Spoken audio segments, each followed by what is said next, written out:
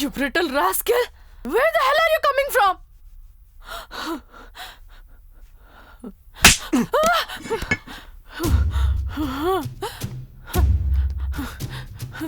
Yes, I'm a brutal rascal. I'm also coming from same hell you coming from. United States of America.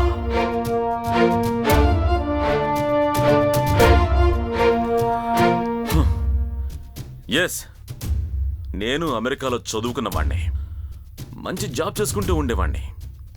I'm working for fortune 500 company అనే పొగరుతో ఉండేవాణ్ణి. Global recession వచ్చేంత వరకు all of a sudden I came to platform. అప్పుల పాలయ్యాను, అగాధంలో మునిగిపోయాను. ఇల్లు, car అన్నీ పోయాయి. ఆ సమయంలో నా చెల్లెలికి నిశ్చితార్థం కూడా పూర్తయింది. నా చేతిలో మిగిలి ఉన్న డబ్బు నిశ్చితార్థానికి అయిపోయింది. నా చెల్లెలి పెళ్లికి 25 లక్షల రూపాయలు అవసరమయ్యాయి. ఏం చేయాలో తెలియక అమెరికా నడివీధుల్లో అనాథగా నిలబడ్డాను. అప్పుడే ఒకడొచ్చాడు, ఈ అసైన్మెంట్ ఇచ్చాడు. నాకు వేరే దారి లేదు, ఒప్పుకున్నాను. ఇప్పుడు నువ్వు ఏ సమస్యలో అయితే ఇరుక్కున్నావో అదే సమస్యలో నేను ఇరుక్కుపోయాను. నువ్వు ఇందాక నాకు గుర్తుందా, అడవి మృగాన్నని? నేనే అడవి మృగాన్నైతే నిన్ను రేప్ చేయడానికి వచ్చిన వాడిని నేను చంపేసేవాణ్ణా? అదే నా లైఫ్లో నేను చేసిన మొట్టమొదటి హత్య. నిన్ను చూడగానే నా చెల్లెలే గుర్తొచ్చింది. అందుకే ఆ మాయని కాల్చేశాను. ఇదంతా ఒక మాస్టర్ ప్లాన్. ఇందులో నుండి నేను తలుచుకున్నా సరే నేను తప్పించుకోలేను, నువ్వు తప్పించుకోలేవు. నువ్వే డిసైడ్ చేసుకో.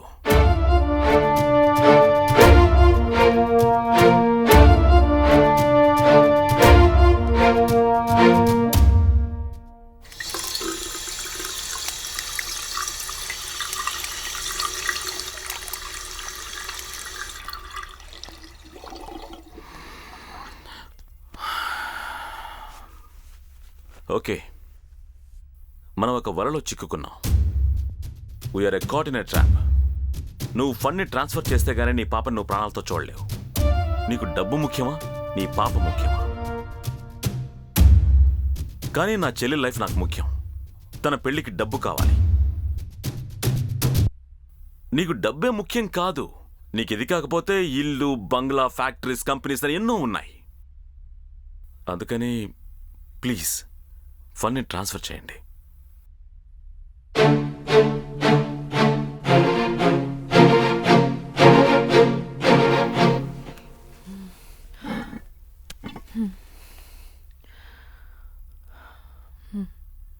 Okay, thanks.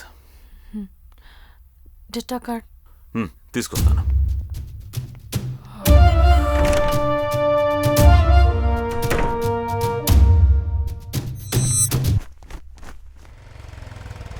అన్నా, ఆ పోలీసు వాళ్ళు మళ్ళీ వచ్చారన్నా. వెళ్ళి కార్పెట్ తీసుకుని రా. అలాగే అన్నా. మీరు వెంటనే టేబుల్ కింద కూర్చోండి. కూర్చోండి. ఇదిగోండి, త్వరగా వేయండి.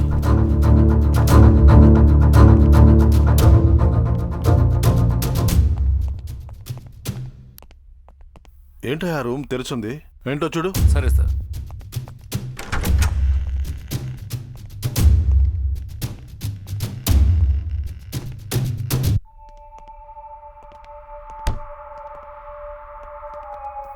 ఇక్కడ ఒక షూ చూసాం, ఏమైంది? ఏ షూ గురించి అడుగుతున్నారు? తెలీదు. నాకు తెలియదు సార్. నిజంగా తెలీదా? తెలియదు సార్. ఈ రూమ్ తెరిచే ఉంది. ఎండి దగ్గర కీ ఉందన్నావు. ఎండి వచ్చారా? వచ్చారు సార్. పాప ఎక్కడరా? ఏ పాపను అడుగుతున్నారు సార్? నీకు తెలీదా? అవును సార్. ఏంట్రా తల ఒకటి చెప్తున్నారు? ఆ అమ్మాయిని ఎక్కడరా దాచారు? ఏ అమ్మాయి సార్? తెలీదు. ఆహా,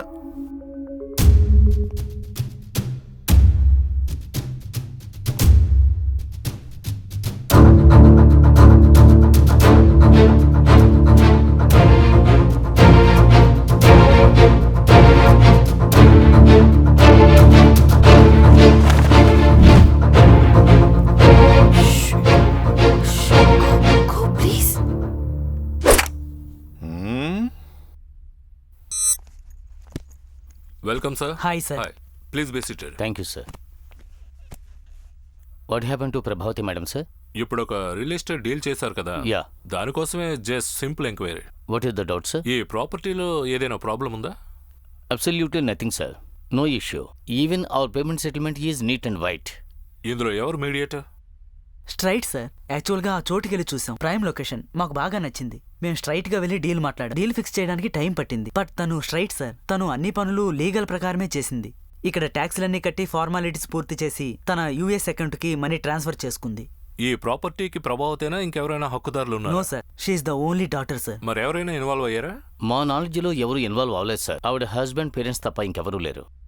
ఓకే, ఎవరైనా ఇన్వాల్వ్ అయ్యి ఉంటే నాకు వెంటనే ఇన్ఫార్మ్ చేయండి. Okay, sure sir. సరే, థ్యాంక్ యూ. Sure sir. మీరు వచ్చినందుకు Thank you. Thanks. Thank you. Thank you. Thank you sir.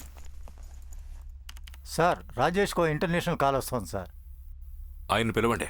Call him. తొందరగా అటెండ్ చేయండి. మీరు రికార్డ్ చేయండి. Hello mister Rajesh, how are you? ఎవరు మీరు? ఎలా ఉన్నారు? ఏం కావాలి మీకు? మీ పాప వైఫ్ ఎక్కడున్నారో తెలుసా? ఏమైంది? ఏమైంది నా వైఫ్ కి పాపకి? వాళ్ళకి గట్టిగా అరవకండి. ఇప్పుడు వాళ్ళిద్దరూ నా కస్టడీలోనే ఉన్నారు. నేను చెప్పింది మీరు చేస్తే ఇద్దరిని ఇప్పుడు నేనేం చేయాలి? నీ డిమాండ్ ఏంటి? నా డిమాండ్స్ ఏమిటో తర్వాత చెప్తాను.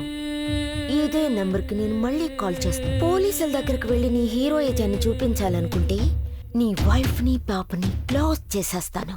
నా వైఫ్ ని పాపనయా? సార్ కట్ అయింది sir. Calm down, calm down. రేయ్, ఏం ఆలోచిస్తున్నావా? రేపటికి మిగతా డబ్బంతా వస్తుందంటావా? టీ తాగరా. రేపు మనం ఉంటామో లేదో తెలియట్లేదు. డబ్బు వస్తుందా, అది వస్తుందా, ఇది వస్తుందా అని. ఏంటి డాక్టరు భయపెడుతున్నారు? అవునరా, మనల్ని తీసుకొచ్చినాడు ఆ మాయగాడు. ఆడనే చంపేశారుగా. గట్టిగా మాట్లాడుగా డాక్టరు. పోలీసుల్ని కాల్చి పారేశాడు. రేయ్, హా? నాకు భయంగానే ఉందిరా. హా. భయాన్ని బయటికి చూపించకుండా యాక్ట్ చేస్తున్నా. హా. అలా ఉంటేనే మనం రౌడీ. ఆహా. మనం అందరం రౌడీస్ కదా. ఆ? ఆ? నీది ఒక జన్మ. హ్.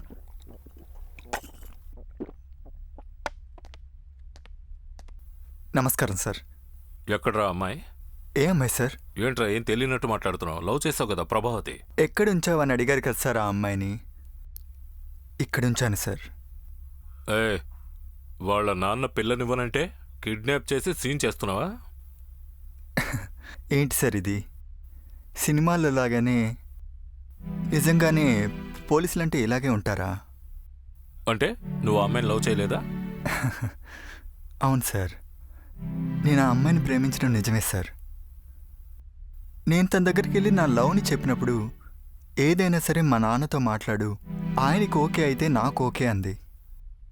తను చాలా మంచి అమ్మాయి సార్. తను స్ట్రైట్ ఫార్వర్డ్. వాళ్ళ నాన్నని మీట్ అయినప్పుడు మా అమ్మాయిని విదేశీ అబ్బాయికే ఇస్తాను, ఇదే మా చిరకాల కోరిక అన్నారు. అందుకని నీకు ఇవ్వడం కుదరదు బాబు, దయచేసి మమ్మల్ని తప్పుగా అనుకోకు అన్నారు. ఆ తర్వాత నేను ఆ అమ్మాయిని డిస్టర్బ్ చేయలేదు సార్.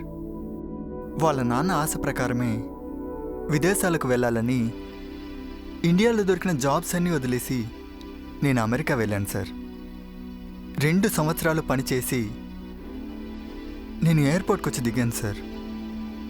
అక్కడ నా ప్రభ తన హస్బెండ్తో యుఎస్కి బయలుదేరి వెళ్తుంది సార్. తనకి పెళ్ళయిందని తెలిసిన వెంటనే పిచ్చ కోపం వచ్చింది సార్. కానీ తను లవ్ చేస్తున్నాను కదా సార్, కోపం కనపడకుండానే పోయింది. ఆ లవ్ మాత్రమే మిగిలింది సార్. బికాస్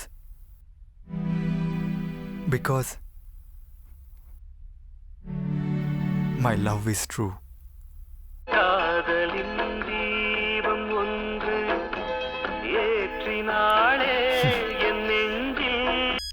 సరే సరే వదిలే, వెళ్ళు. ఎంక్వైరీకి పిలుస్తాం, వెంటనే రావాలి. కొద్ది రోజులు బయట వాళ్ళకి ఎక్కడికి వెళ్ళకూడదు. వెళ్ళండి సార్, వస్తాను సార్.